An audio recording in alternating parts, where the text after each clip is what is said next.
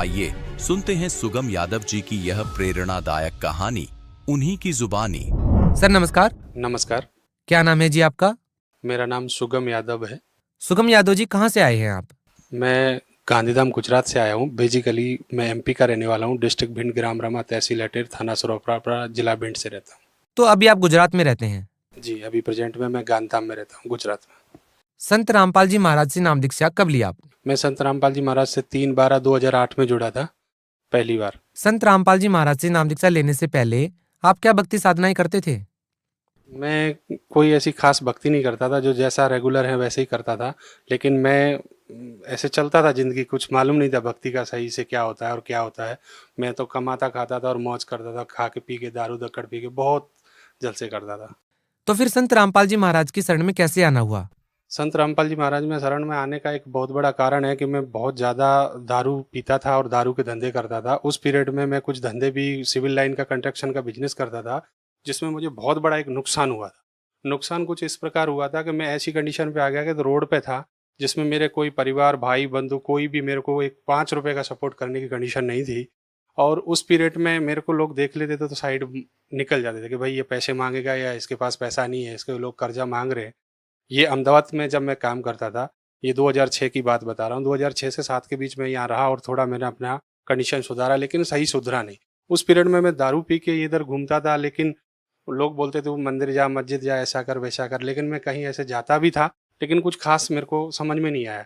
उस पीरियड में एक हमारे श्याम सिंह भगत जी थे, जिनको मैं, भगत तो उस पीरियड में जानता ही नहीं था भगत क्या शब्द होता है। वो मेरे को चांदोड़िया ब्रिज के नीचे अहमदाबाद में मिले। तो उन्होंने बोला, भाई तुम कैसे हो, ठीक ठाक हो? मैंने बोला हाँ ठीक है। मेरे एक दोस्त और उनके साथ थे, तो उन्होंने बोला क्या करते हो? मैंने बोला कुछ नहीं, आजकल ऐसी तकलीफ चल रही है। उस दिन जब वो मेरे को मिले थे, मैं फुल दारू के नशे में था। तो उन्होंने बोला आपको क्या तकलीफ है, आपको कैसा है? मैंने बोला धंधा पानी खत्म हो चुका है और मैं नुकसान में हूँ।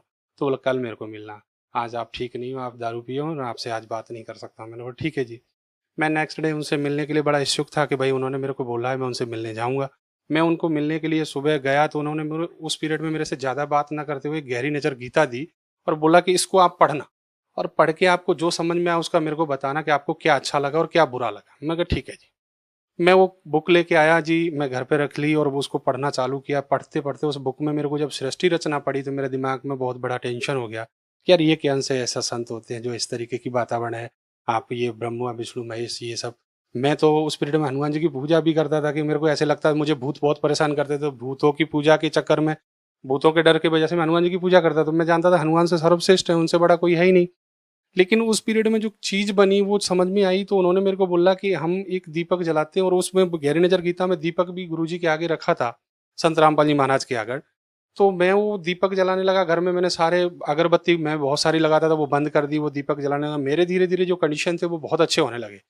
अच्छे ये होने लगे कि मेरे को, मेरी गुटखा छूट गया, दारू छूट गई। उन्होंने मेरे को पहले समझा दिया था, तो ही आप ये इस मार्ग को पकड़ना जो आप पूर्ण रूप से आपको नशा पता छोड़ना पड़ेगा। सर आपने तो नाम दीक्षा भी नहीं ली थी, केवल पुस्तक ही पढ़ी थी। सर क्या केवल पुस्तक पढ़ने से ही आपने नशा छोड़ दिया? बिल्कुल, बिल्कुल, उसी पीरियड में, क्योंकि उन्होंने मेरे को पहले ये चीज़ बताई थी, तो ही शरण में जाना जो आप नशा छोड़ सकते हो, क्योंकि उनको पता था यार। सर इतनी आसानी से आपने कैसे नशा छोड़ दिया? लोग तो नशा मुक्ति केंद्र में जाने के बाद भी नशा नहीं छोड़ पाते। लेकिन मेरे को तो ऐसा चमत्कार हुआ है कि मेरे को जो मेरे साथ वाले लोग थे वो ये कहते थे, तू यार ये क्या चक्कर में पड़ गया है, चल कहीं लगा लेते, ये पैक शैक मार लेंगे। मैं भाई, मेरी कंडीशन ये है कि मैं छूना भी पसंद नहीं करता हूँ, क्योंकि मैंने वो जो उन्होंने मेरे को पहले जो एक वो बताया था नियम, कि ये नियम करो तो ही जाना, और नियम करने के बाद मुझे सुख प्राप्त होने लगा। सुख ऐसा हुआ कि मेरा धंधा चलने लगा। अब जो आदमी को जहाँ रोटी मिलेगी उसको तो मजा ही आएगा ना भाई, वो वही अच्छी जगह दिखेगी, तो मेरे को अच्छा लगने लगा।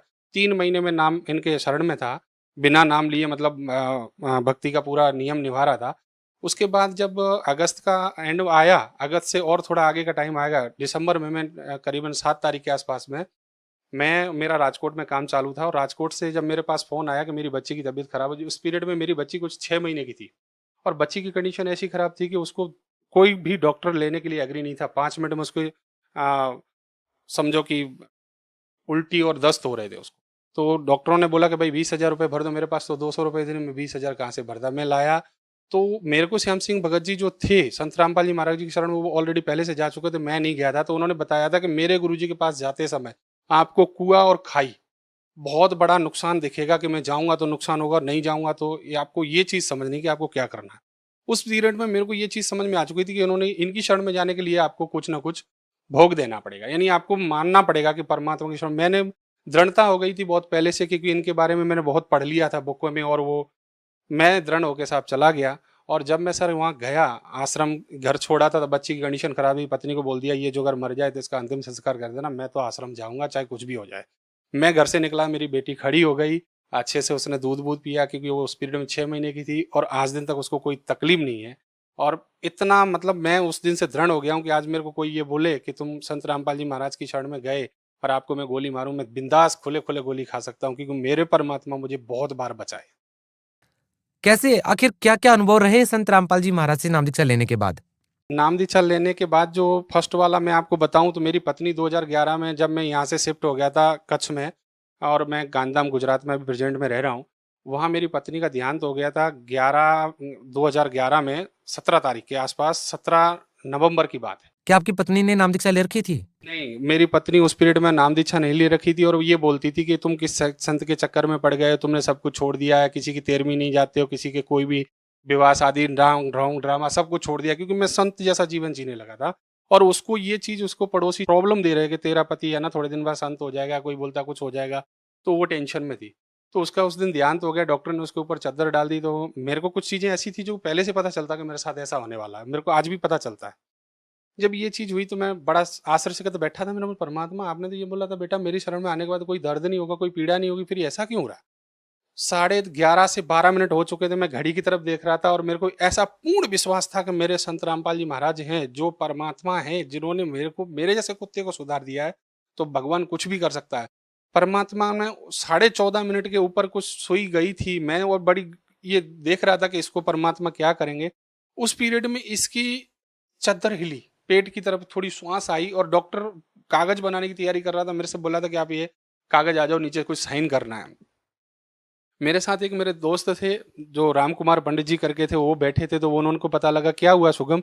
मैंने बोला यार कुछ नहीं हुआ है। बोला बताओ बताओ तुम रो क्यों रहे? मैंने बोला ये खत्म हो गई। बोला क्या बात करते हो? तब हम इतनी देर के बाद 14.5 मिनट हो चुके थे, नजर मारी तो उनका पेट हिलने लगा। बोला तुम तो झूठ बोल रहे हो। उन्होंने बोला तो अभी, और जैसे ही दोबारा श्वास आई और भगतमती बहुत तेजी से, उस पीरियड में तो भगतमती नहीं थी, वो इतनी तेजी से एकदम रोने लगी। वाइफ है मेरी, जब इतनी जोर से रोने लगी कि ये बताओ कि हम तो आपके गुरुजी को गलत मानते थे, आपके गुरुजी ने मुझे वापस बोला मेरे बेटी तेरे अभी टाइम पीरियड तो पूरा हो चुका है, मेरी तरफ से तेरे को टाइम देता हूँ और भक्ति करना, अपना घर परिवार बसा के चलना। मैं उस दिन उसको, ये सब होने के बाद मैं बहुत खुश था कि परमात्मा ने मेरी बहुत बड़ी लाज रख ली। आज मेरी भक्ति में दया है मालिक ने। मैं दूसरे दिन ही आश्रम गया और परमात्मा आशीर्वाद दे रहे थे सबको। गुरुजी संत रामपाल जी महाराज मेरे आशीर्वाद दे रहे थे, तो उस पीरियड में हम लोग 15 जन के आगे हमारे गुरुजी चले गए थे संत रामपाल जी महाराज, और वो मैं रो रहा था, मेरे मुंह से आवाज नहीं निकल रही, क्योंकि मैं संत रामपाल जी महाराज के सामने जब भी जाता तो नतमस्तक होकर मैं तो रोता ही रहता था, मेरी आवाज नहीं निकलती थी। तो वो 10-12 भगत के वापस फिर रिटर्न आए, नाम मेरे ऊपर फिर से हाथ रखा, बोले भगत रोना मत, अब तेरी भगतमती को कुछ नहीं होगा और कुछ भी नहीं बिगड़ेगा, बस भक्ति में ध्यान रखना। मेरे को ऐसे बोले संत रामपाल जी महाराज। सर फिर मैं तो बहुत बड़ा, मतलब आवाज़ तो नहीं निकल रही थी, इतना रोया था उस दिन से कि मेरे को ये चीज़ समझ में आ गई कि मेरे गुरुजी ने बहुत कुछ मेरे साथ अच्छा किया, बहुत अच्छा किया।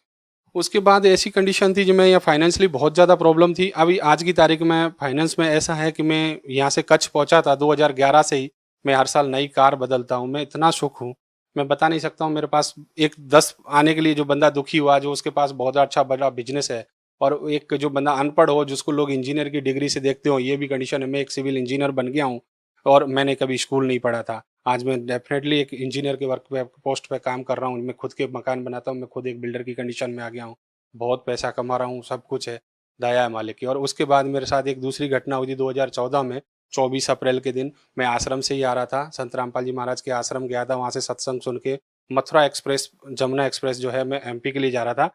मेरे पास स्कॉर्पियो थी, मेरी स्कॉर्पियो का पीछे का टायर फूट गया था और वो पलट गई थी।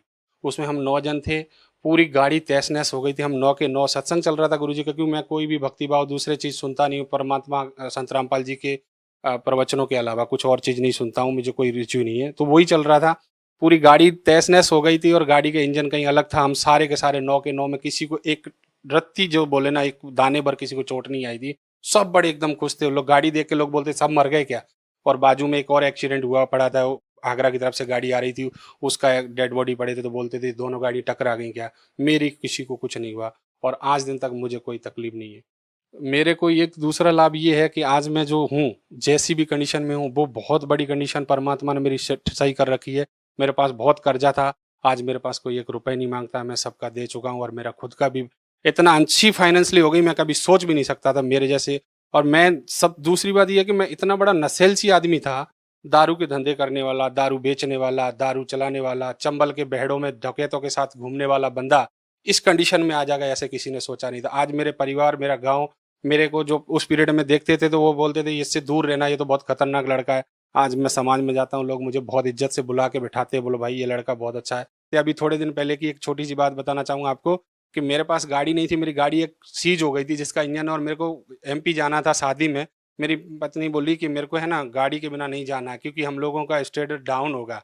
तो मैंने बोला देखो यार, अपन परमात्मा के भगत हैं, कैसे भी चल पड़ेंगे। बोले नहीं, आप परमात्मा से, संत रामपाल जी महाराज से अरदास लगा दी हमारे बच्चों ने और मिसेज ने, हमने सबने। मेरे को 3 दिन के अंदर मैंने नई शिफ्ट कार लेके तब मैं गाँव गया। सर, आप भगत समाज को क्या संदेश देना चाहेंगे? मैं भगत समाज को यही संदेश देना चाहूँगा। सबसे मेरा संदेश क्या है, मैं तो कुत्ता हूँ परमात्मा का। मैं आप सबसे ये प्रार्थना करता हूँ, देखो मेरे जैसा कुत्ता सुधर सकता है तो आप तो बहुत नेक आत्मा हो, बहुत प्रिय मित्र हो, बहुत अच्छे हो, आप सुधर सकते हो, आपको लाभ मिल सकता है। संत रामपाल जी महाराज की शरण में आओ। मेरे जैसे कुत्ते को इतना धन दे दिया भगवान ने, जो भीख मांगता था, भिखारी था, आज उसको इतने सुख कर दिए। हर 12 महीने में गाड़ी नई चेंज करता है, मन पड़े मैं आज कुछ 2011 से लेके अभी तक मैंने 24 गाड़ियां चेंज कर ली। इतना सुख मिल रहा है भगवान को, इससे ज्यादा क्या ले सकते। जो कुत्ते को दे दिया, आप तो अनेक आत्मा, आपको सबको देगा भगवान। क्या अभी भी आपको संत रामपाल जी महाराज जी से लाभ मिल रहे हैं? मैं तो डबल हो गया हूँ जी, संत रामपाल जी महाराज हर दुख में, हर पीड़ा में साथ खड़े रहते। सर, बहुत बहुत धन्यवाद आप